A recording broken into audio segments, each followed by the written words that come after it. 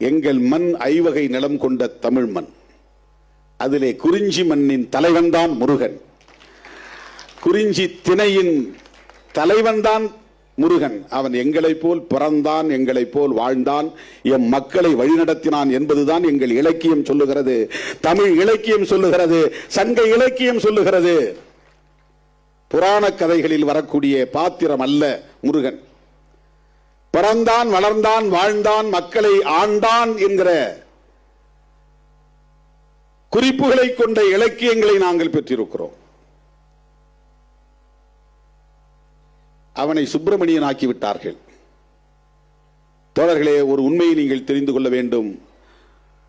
எந்த பிராமணரும் தன்னுடைய பிள்ளைக்கு முருகன் என்று பெயர் வைக்க மாட்டார்கள். முருக பக்தர்கள் நடத்துகிற RSS காரர்கள் இந்த கருத்துக்கு பதில் சொல்ல தயாரா?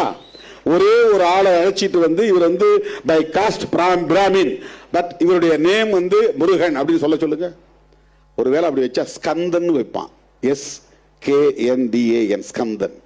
வடமொழியில கந்தன்னா தமிழ், ஸ்கந்தன்னா சான்ஸ்கிரிட். வட இந்தியாவில் இந்த கருத்து அங்கே போயிருக்கு.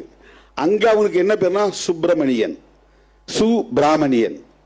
பிராமணர் இல்ல, பிரம்மணியன். அதாவது பிரம்மன்கிற கடவுளுக்கு அவர் உடன்பாடானவர் அல்லது உறவானவர், ஏதோ ஒரு வகையில் அவங்களுடைய ஐடியாலஜிக்கல் படி, மித்தாலஜி படி.